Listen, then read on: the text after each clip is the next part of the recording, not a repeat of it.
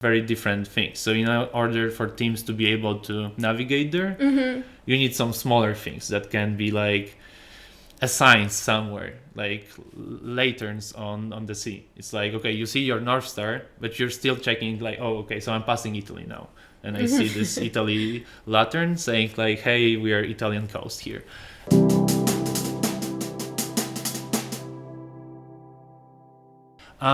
Hey, hello, welcome to the 14th episode of Two Facets Podcast, a podcast that we talk about product management. I'm here with Juncal, our co-host. Hello, I'm Juncal Gonzalez, I'm a product designer. And my name is Matt, and I'm a product manager. And on today's episode, we will be talking about metrics. So we wanted to talk about the most popular product metrics or business metrics you may hear about when working in digital products, and explain them super quickly and say a few words on how we feel about them, how we use them in the daily practice. And maybe some of them they're new for you, so you can learn them or you understand better how to use them. But basically, metrics are important because they guide us, right? They guide us to make better product decisions, data-informed decisions, as well in design. So not and only validate if they're better or worse, I would say also. Okay. So it's like without them, you don't really have like a direction. So it's like, I have 10 customers. Is it good or bad? I don't know. Can you make enough money for you and your employees to buy bread every morning? Then probably it's okay. Or maybe not. Yeah. Maybe you want to be a billionaire. It's like So they help us measure if we're going in the right direction and how close we are to our success. And right? What's the overall health of whatever we're doing? So either a feature or business or whatever else. So they are super important. And how should they be? So, well, first of all, they should make sense for our product, right? Like, yes. So there's a lot of them, but depending on the product, we might want to use some of them or others. On a product or sometimes in a stage. So in some stages, you should measure them, but you may care a bit less about them. So let's say you're scaling and you're this super scale up, then probably your customer acquisition cost that we'll talk about in a sec can be a bit higher because you don't care. You're blitz scaling, you want every customer in the planet, so you can spend a bit more money to acquire the customers. But then in your startup, then probably you work a bit more lean and you try to cast costs whenever you can because probably you don't have much money. So then you look into different places, and between the products they always. So it's like we're going to talk about something that's called North Star, but it's important to understand the context you're working with and what the numbers you're measuring are telling you.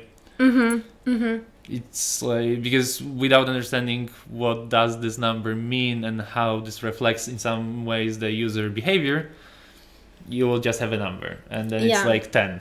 Good or bad, and again we are in this weird discussion that doesn't give you anything. You need a guide to how to interpret those numbers and then make a sense of them. And they should be always actionable also. Which means, I guess, that you have the number and this can give you some information, some inspiration, some guidance of taking action on them, right? Yeah, exactly. Making a project or some initiative or... Yeah, and then after this initiative is launched, being able to verify its impact on the metric.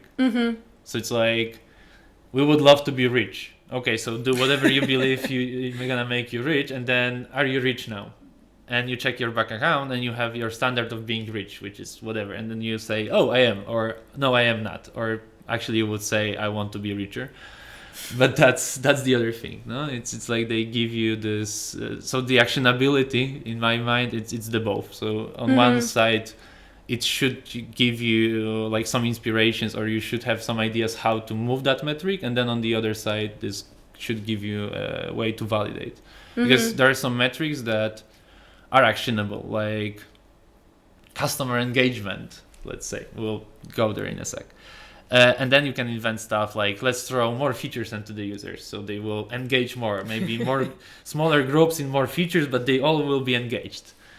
Yeah, sure, of course, but is it the best idea to engage them? Maybe if you would find some proxy metric in a sec, A lot of spoilers. You could find something that may make much more impact and it's directly connected to engagement, and you can impact that in a shorter period of time than engagement that you will probably be counting on monthly or quarterly basis.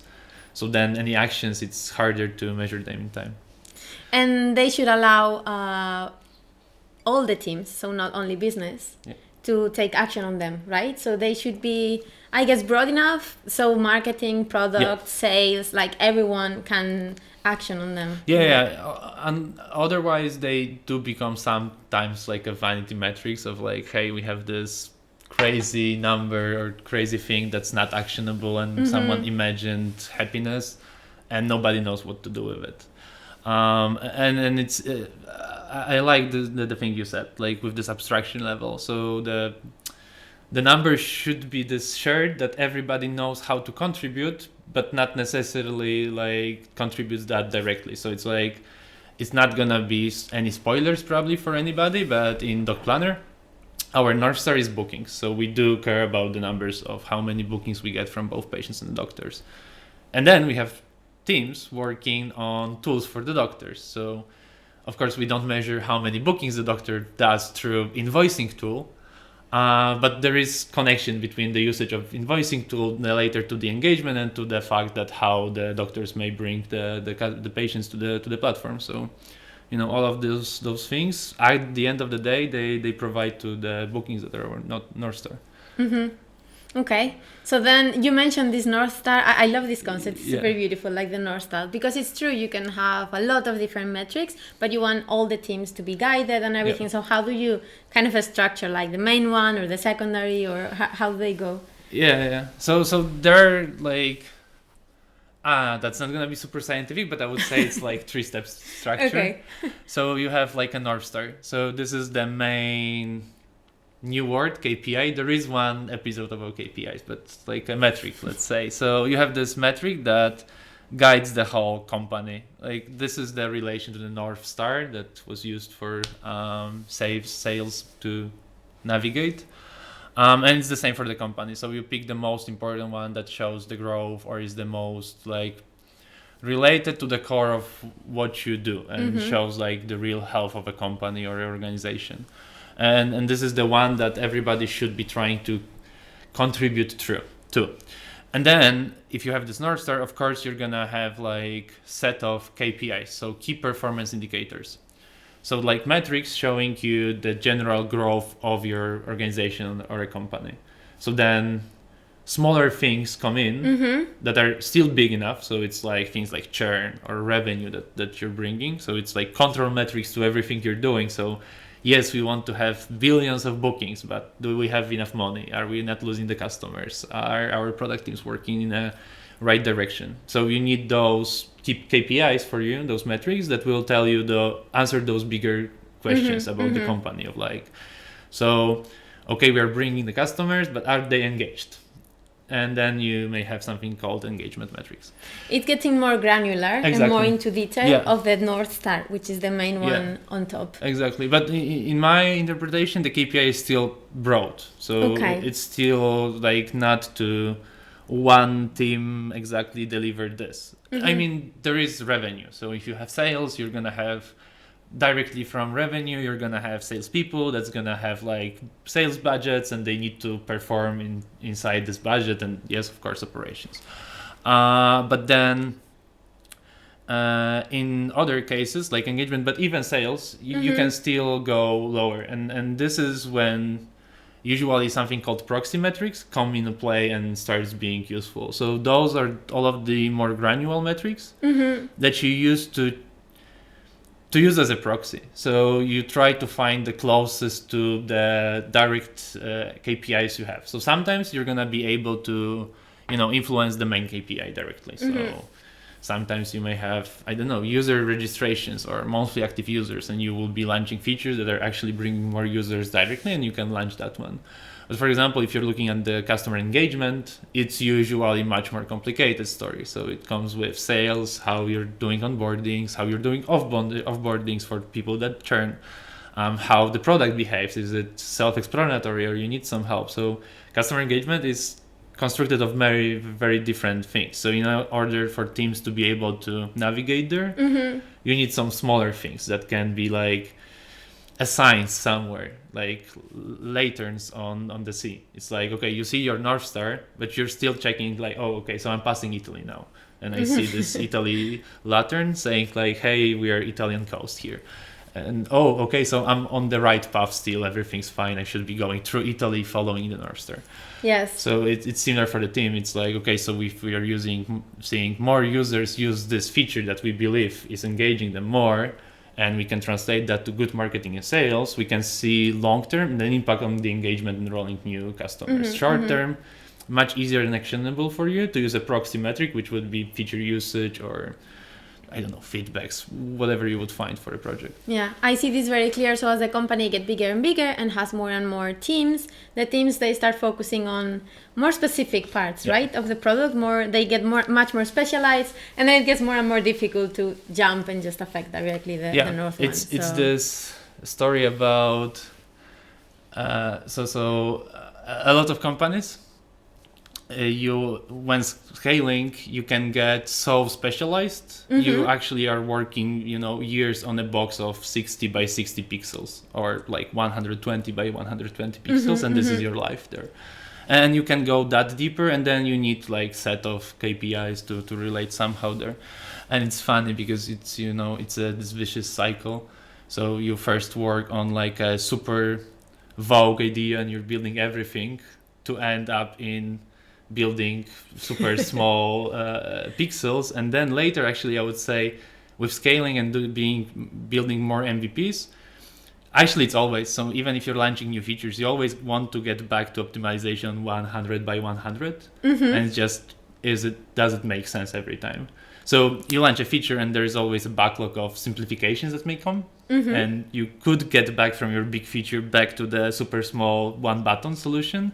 And then you need those metrics also to tell you when to drop or stop, or using startup. We'll talk about it in different episodes. Like, is it working? Are we going on the right way? The metrics tell us if we're actually going and contributing. And then sometimes you will have something like growth metrics. So you want to keep growing year to year, and then maybe you will have less impactful ideas, and maybe at some moment optimization doesn't make any more sense because you're adding like 1 percentage point a month. It's like, let's look for something more impactful. More things. Impactful, that can impact more our success metrics. Exactly. So you don't get in the vicious cycle of just building trap and keep building for sake of building. So the measures help you out there too.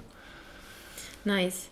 So what I like about metrics is that they are very user-centered as well. Yes. So there are businesses that they look a lot like business metrics because basically they are a formula and they reflect the money the business is making. Like at the end we are businesses. Yeah, we need to make money. So we want both. We want to make money, and in order to make money as well, we want to make customers happy and to solve their problems to succeed. I would say it's like the only right way to get money is actually to solve the problems and then get money for it. There are different hacks to this, but I would say this is like let's say this is principle rule that we should use in general. Actually, isn't it like the first reason for startups to fail is that they're not solving a user's problem? Yeah, right? Exactly. And then you have all of the methodologies like Lean Startup and others that are trying to make you fail earlier and test if you're actually solving the problem and not just you imagine and you build. So it's super important. And this is the main reason, as you say. But well, when I go through all these names for the metrics and all the long list of the ones we have, I kind of see ones that are more like business, let's say, because they are more like a formula from the money we're making, and other ones that really reflect more like the specific action the user is taking, either from the moment of purchase, the moment of usage, all those in all those points. We totally can divide them like this. I would also say add some, like, there are some that are more traffic related, some as more UX related or user behavior, and some business related. There's always some people in them. I mean, even sales numbers, metrics are, you have salesperson talking to some customer and like the cost is direct relation to reaction to this talk that they have. So there are always people. But yeah, some are more like in product or around the product actions of the possible customer, and some are more health of the organization showing. So more Excel driven, let's say. Okay, so let's maybe talk about them. Yeah. We did this categorization of some of the metrics. So let's start with the business oriented. Yeah, so for instance, the cost of customer acquisition, the CAC. Yeah, this is cool. So we'll go through one by one with them. We're not gonna go super deeply into any of them. If you want any of them more deeply talked, please let us feedbacks. We can. Yeah, and then we can prepare an episode for that one. Exactly. But just to keep it like digestible, we'll just go shortly through like most popular metrics you can you can hear about, as we talked in the introduction. So the cost of the acquisition, it's basically how much money does it cost you to acquire a customer, and then you count in it everything. So how much you spend on the marketing, how much do you pay the salesperson, how much fuel do they use to go to the customer before the pandemic happened. Maybe you're doing that only through inbound or outbound, so then the costs are different. Maybe you need to count in the office space because you keep like a call center to call. So you can go into different levels of detail on how detailed gonna be this metric for you, on how much does it cost you to acquire a customer, and then, well, you should measure that. Day one, probably, just to understand how much money you have, really. Yeah, because depending on the product, then the decision that the user makes to actually make the purchase or buy it can take longer or might be harder. Yeah. So those are factors that make the whole sale process longer, and then the cost might increase. Exactly. And it's actually, sometimes you want to have it, like you're okay with having it high, so the acquisition cost being high, so you may want to have customers that will take you 10 months to close a deal. But this does make a sense when you think about those metrics, that they never go alone. So it's always a set of metrics. So you may look at the cost of acquisition for some reason for optimization. So, it's too high because we have different reasons, so let's optimize it. But you should never go with just this one, because then there is a second one that's called customer lifetime value, CLTV or CLT. That's basically how much net profit the customer gonna give you in a long-term relationship. Whatever is your average or imagined, or whatever you assume that the customer gonna stay with your product, not a lifetime, but it's lifetime of a customer inside the product. So once you have this lifetime value, you can look at your acquisition cost. So if it takes you 10 months to close and it's like 1,000 euros to close, but the guy brings you $1 billion in a lifetime, it's like, so it's still like a small percentage of the potential revenue you brought to the company. So you may want to, in certain cases, actually keep it so we understand this is enterprise market, we need to work like this. In case of pure marketing, and if you're like lean startup trying to do Facebook ads, yes, you will be playing with the ads algorithms to keep them probably as low as possible if you're validating stuff. Sometimes you want to overpay, so it's like I said in between somewhere. So if you're scaling and you want to conquer the markets, there are companies that were, just like, let's hire 3,000 people tomorrow and send them, and I don't cover costs because we have enough money, we can burn some money. But then we have the LTV in brain, so we think about the lifetime value of the customer, and then it makes sense because we'll convert so many that the metrics and units will make sense at the end of the day, and will still make us rich or whatever we are chasing there. So we're burning now, knowing that in the future we will have more income. Exactly. Nice. So we can use these metrics to decide on the strategy. Yeah. And actually there is this trick where you can calculate the ratio of LTV, so lifetime value, to the customer acquisition cost. And then you may get different results. So there is like a cheat sheet for this. So if you get something around 1-to-1, so the ratio of lifetime value to customer acquisition cost, it's like the company is losing money with every acquisition. So basically the customer brings you the same amount you spend to acquire. So you're at zero. It makes no sense. You're actually loses money. Less than 1-to-1, it's actually the company will get into the financial difficulties because of customers are paid more, like you pay to acquire more for the customer than it's worth. Okay. This is a rule not assuming some of the venture capitalism money that's in the market in the product. So sometimes you may make this decision at the beginning, for instance, not the beginning of a product, this can happen. Yeah. Because you're still testing, you're still learning, so probably it takes you more money to acquire a customer than what the customer brings, but you're learning to improve and to grow. So yes, but then it's like yes, but from economics point of view, you're losing money. You're losing money, yeah. And you're burning it, and your customers are more expensive than whatever they bring. So yeah, unless you have some money hidden, welcome VCs or bootstrapping or everything else, then business-wise it's not good. You're spending more than you get back to the bank. If you do have some venture capitalism, then you have some investment money that you can use and use it as a burn rate. So there are things like burn rate that we'll not cover in this episode, but maybe we should in some more startup metrics.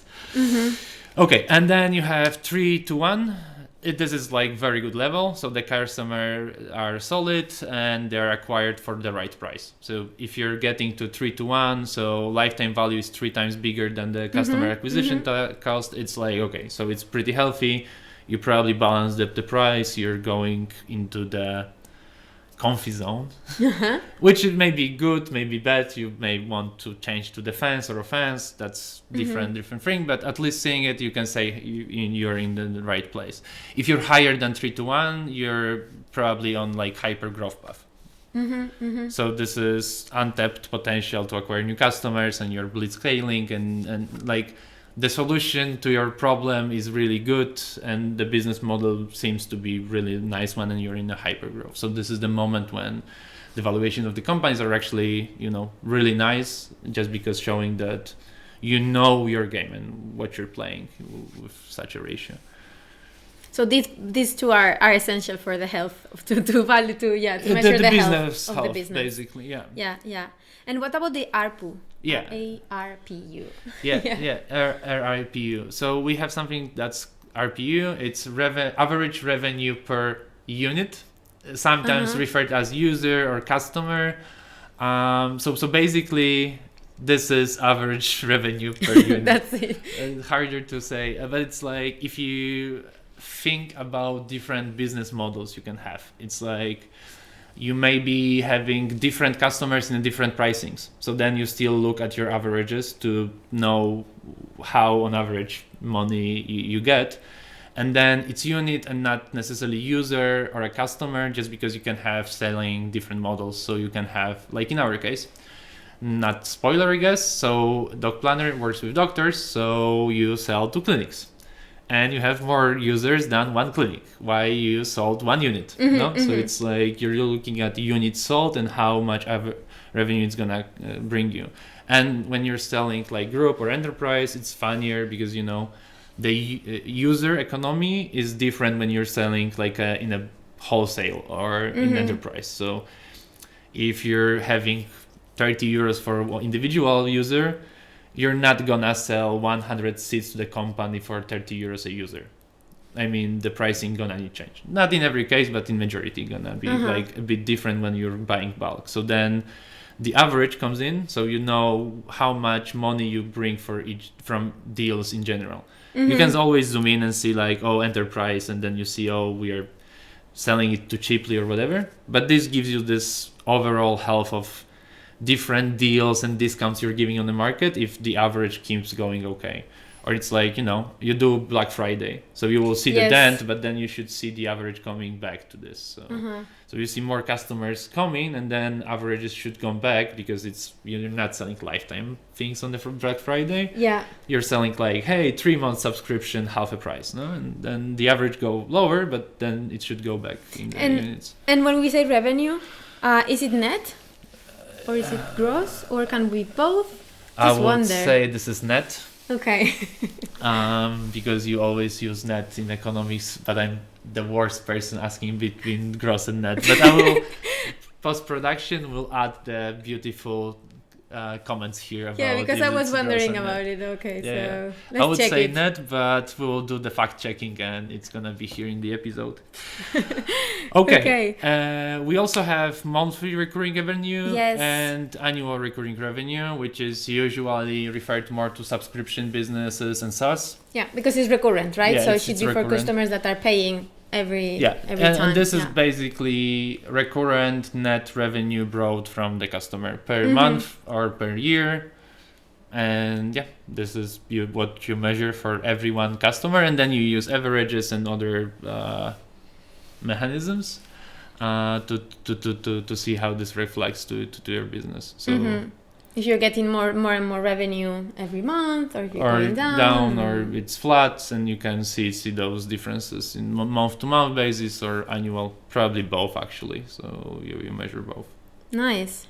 So I think these are more like the most used or the main ones, in this area. I would say those are the most important business-oriented metrics. There is churn that we'll cover in less business. So I would say it comes into more both user-oriented, because it is more related to the action. And it is also like a lot of times measured on a higher level of a company. So that's why it can be a bit in between both. But it's true that there's some group of metrics that reflects more the actual behavior of the user the moment starts using the product, or the moment buys the product. Interaction with the company, like after the initial sell, or not showing the general economics, but focusing more into what the users do or don't. Exactly. And as well, what is interesting about these ones is that normally we need to define what they mean for us. True. Right? So they are not as absolute, so we need to think about them. So for instance, the churn that you were talking before. Yeah, let's start with the churn. So the churn is fun because it's used in different contexts. So on this higher level context, I would say it's easy. So it's just the number of the customers or logos that are leaving your business. So they're like not paying you the next month. And this is the number. You may count the percentage of how many new customers I bring versus how many left, and things like this. You can play around with the churn. But you use churn also on a more granular level. So you can also see like you have engagement, and then retention loss is a churn from the feature. So you may be seeing that the customers stay with the company, but maybe they're stopping using some features, or some features are losing, or you're doing like amazing feature launch and you have tons of users for the first week and they never come back, so they actually churned, no? And you want to see this retention metrics. But this thing like they will never come back, this is what, when depending on our product, we need to decide what this means. Does it mean that they don't come back in 2 days, in a week, in a month? If you want to make it automatically, especially on a feature level, it is like this. So it's like let's be WhatsApp for 5 minutes. We can see if user is engaged and happy, is like writing to friends, and if the person is not writing to friends for 2 days, is it bad or good? And if not writing for a month, is it still an active user, or we should start taking some actions because the user is not using the app anymore? And and this moment of stopped using, so churning from the feature or the whole product, can be different. Or taking it to the other stream. If we imagine we would have an app to do the taxes every year, so if I don't use it for a year, that's normal, right? Because I only use it once a year. So I will check the next year if I'm churning on the app or not. So you need to be super sure on how you actually define that inside the user behavior. From purely Excel and economics, it's stop paying. Exactly, and then But I would like recommend using that like sometimes for the retention of the features, and usually you will. And we'll come to this in a second. So retention. Maybe let's go for engagement first. Okay. And then we'll have the whole retention, I think. So engagement, again, the one that you need to define. So it's like when you define the user is, let's use the shortcut, happy with your product. Or you're solving the need. So, and it's not only, so you can have like to-do list. and I guess the main conversion action gonna be closing the to-dos, right? So if the user keeps adding the to-dos and closing them, it's okay. It's fine. They are using the app. But then, shall they do it daily or weekly or monthly? And then do you want to track averages of how many to-dos they have? Because maybe they're just like, you have a lot of users that add one and then they churn and never come back. So you would not count them as engaged because you would be lying to yourself. Those are not engaged users. It's not the group of people that really like using your product or you're solving the issue for them. So it's like measurement of how many users, customers, units are doing the main actions or using the product basically. Okay, that's good. So, and this one is related to retention. Yes. So with the retention, there's some graph I will put somewhere here. So retention is like how many customers I can acquire, how many of them will engage, and how many of them at the end will churn. Okay. Because it's always like this. So you need to acquire some customers. Some of them you will lose. You will acquire the customers. Not all of them gonna be using the product to the 100%, and some of them will leave the company, leave the product. They will just not like it. It's not gonna be offering for them. So the retention is how many of them you can keep. Basically. You can keep. Okay. Yeah. In time. So maybe, and then you define it differently. So again, comes in like if I do it once monthly, I am engaged. Churn, who am I like right now? So you need to have those definitions. So you keep the user engaged if they do once a year action. Okay, and then it's like a super long measured action that you measure once a year, or maybe a few times a year if it's like desynced a bit. Just a question here. Of course. Is it? Can we say that the user is either engaged or churn, or can we have like something in between? You can come back always. Yeah. Okay. So it's not that Funkal churned and then she is prohibited to ever come back. She may come back. But normally, if as a user I don't reach the numbers for engagement, normally it means I'm churned. Or you're not engaged. Or so you're you not can be okay. not engaged, but maybe you didn't stop using it yet.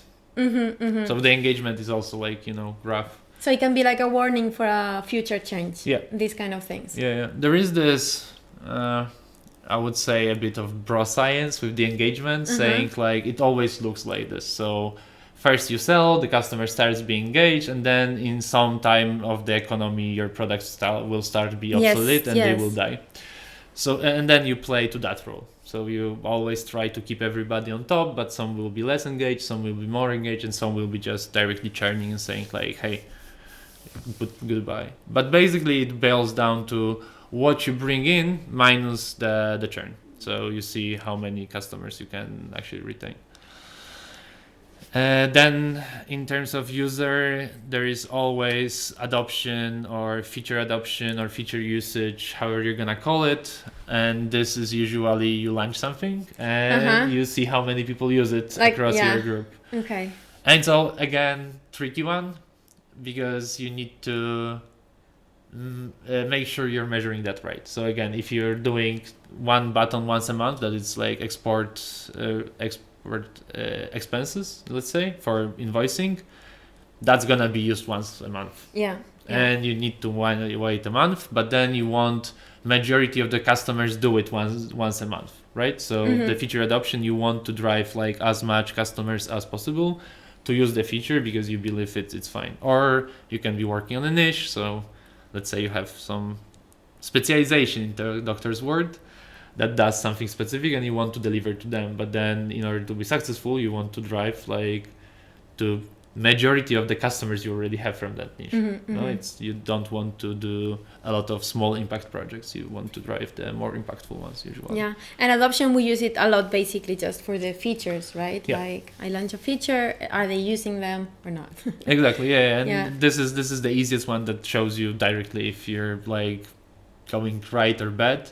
And if it's low, of course, there's like set of techniques for research to dig if it's right, like wrong solution, wrong problem, or what's bad with the adoption. Wrong communication as well, it can happen. Yeah. But it's just good, one, to show you this abstraction of, hey, they're not using it. They're not using it. And then thanks to this, you can start like looking into exactly. it. So is it recruitment bad and we have like super small conversion rates on the communication, or maybe we didn't communicate that at all. Maybe it doesn't work. Maybe it's too weird and nobody understands that, and NPS is super low. So maybe not discoverable inside the product. So exactly. Users don't see it. Yeah. And then, then later comes impact to your North Stars and if the churn or engagement gonna be influenced. But if you're not able to use your own users and start using the feature, small chances you're gonna have the influence to the higher KPIs. So that's why the proxy metrics are so fine, and you can use sometimes users adoption to just justify if you're going to that right direction. You can validate fast with them. Yeah. And another one that is super related to users actually using the problem, it's the active users, right? Yeah. I see this one a lot for the apps. Yeah. There is this DAO, MAO, VAO. So daily, weekly, monthly active users. It's gonna vary. The easiest one is you open Google Analytics, click on active users, and you have a number. And this is the number half of the industry trusts. So in a grand scheme of things, if you don't have any subscription business, people logging in, whatever, it's just the traffic you're gonna have on the website. So it's number of the users that do interaction with your app, product, website, whatever. So this is the active users, and then you can play around with the definition for yourself, your use case. So maybe it's like a patient that books a visit is an active patient, but maybe it's a patient that books 3 visits and calls the doctor. Maybe only those patients are active and the rest is just random noise, or maybe not. I mean, heavily depends on the context of the active. So in more like traffic related businesses, you're gonna be using this Google definition, with the easiest one. And interactions. You have interactions on the website.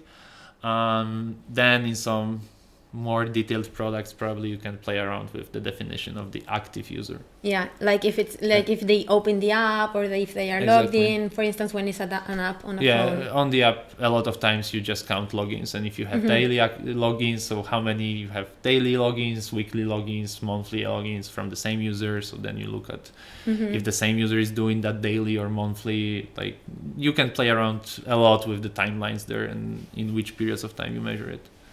Nice.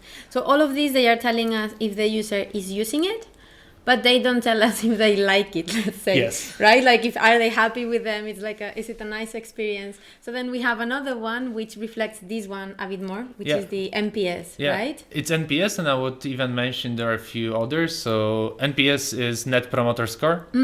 So basically it's a ratio. I am not sure if this is the right word. It's a scale? Mathematics. No. It's a percentage at the end. So it's a percentage of the users that would actually promote your application to other potential users. And you measure that through asking a super simple question, which is on a scale from 1 to 5 on standard, but you can see different implementation. How probable it would be that you would promote product X to your friends or family. And then you get averages, so you see how many, if someone answers from 1 to 3, that person is perceived as a detractor, so someone that would not promote the application or product. Middle ground is neutral, so those people are neutral, so neither bad, neither good. And then everything 4 and 5 is actually promoters. So those are the people that would promote your application, and you count the percentage from promoters minus the detractors. Here's your percentage of people that would promote your application. This is called NPS. Usually you do it like once every 3-6 months to the user, and you don't try to push too much. And you're asking this question of like, hey, how is it? And then on a grand scheme, if you have enough data, this is really nice because you can see the mega trend in the company. Okay. So NPS is nice, but sometimes jumping directly into those feedbacks can drive you to the building trap, because you will start going like for one customer. And the problem with the NPS, it's rolling. So in order to see for the whole population, if you're improving, you need to wait a bit time. Okay, until you have enough data to actually see a trend. So the thing is, like, yeah. I'm asking you right now, but the next time I'm going to ask you, going to be in 6 months. In 6 months, I'm going to deliver a few things. So in Yes. order to get again from you, I'm going to need to wait for 6 months. I'm going to get from new customers coming, if you have enough customers coming, and only then the NPS makes sense to measure and act upon. But then it's really nice in time. Because if it's not that important, I know how it's going to sound, if it's 30 or 33. It's more important in usual cases to keep it at the not worst level. Okay. So it's like you can think about it that your product teams are delivering changes, sales are working differently, you see the changes through the time, and you shouldn't be seeing NPS going down. Yeah.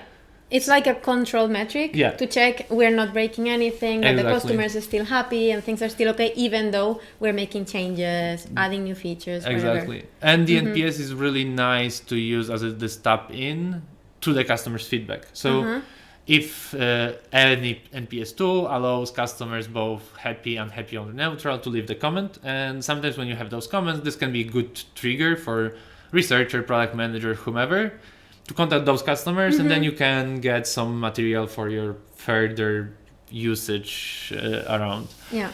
So this is the NPS, and this one is used more as a product related measurement. So you ask about the whole company or a product. There is something called CSAT.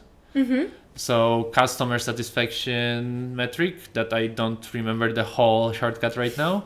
And CSAT, you basically ask a bit more the customer about like how successful or satisfied are you with the solution, and then you can use it, for example, whenever you have this report generated, and the user generated the report, you see the export action happened, you can ask like, hey, how happy were you about it afterwards? Yes.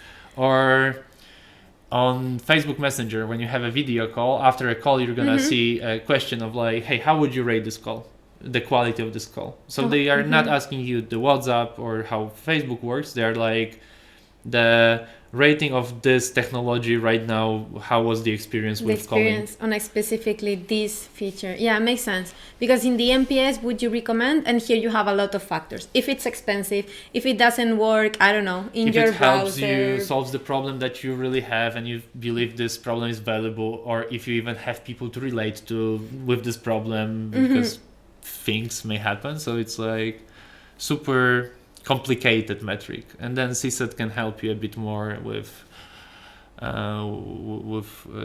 like certain features or points inside the product. Yeah. Nice. So I wanted to add as well about UX metrics a bit. Yeah. So UX is I would say UX by definition, it's like embedded in the whole product, right? Yeah. Like if you would say user experience is as well how the customer support answers the phone how to the you. sales, what the sales sold you and what you expect when entering the product, and then the product needs to deliver that expectation. So it's everything. So for measuring UX per se, you can totally use any of the ones that we said. Yeah. But it's true that for interaction design, we use the word UX as well. And this is why it gets tricky, right? Yeah. How to measure UX. But for interaction design, then you need to get more granular. So the CSAT could be very good for this one because it's feature specific. And then you have other that are like even more specific into the actual interaction, like most of them how difficult it was to perform the task. So time on task, like how long did it take the user to finish a task.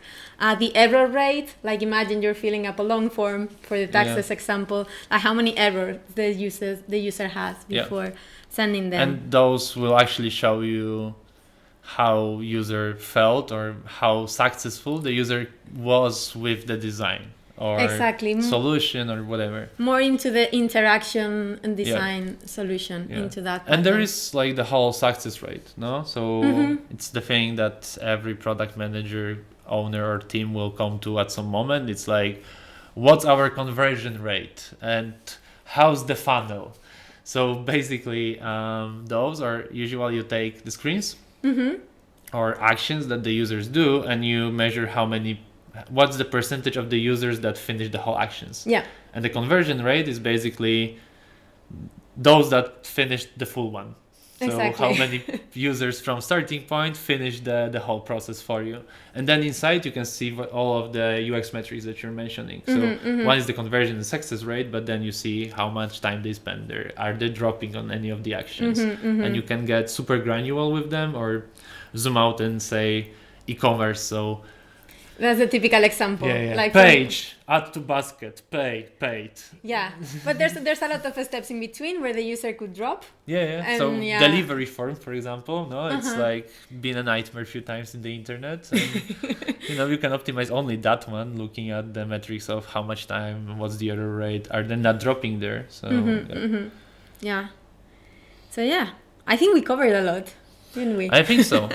I hope that this can serve to some of you of like introduction to some of the metrics, or to get more your head around of why certain people are talking in your companies about like things like ARPU, KPIs, and North Stars. The acronyms can be too much sometimes. Acronyms can be really fun, so I hope we got it well. We can put in the description all the acronyms as well. We'll add them into the description and inside the video. So thank you very much for this episode. If you want to follow up with us, you can do it in the comment section on YouTube. You can visit anchor.fm/2facet to find our website with links to the audio version on any platform you may use. Spotify, Apple Podcasts. You can also hit us at Twitter at 2facet. And we have an email at 2facetpodcast@gmail.com. So we encourage you to contact us, and see you in the next episode. See you. Bye.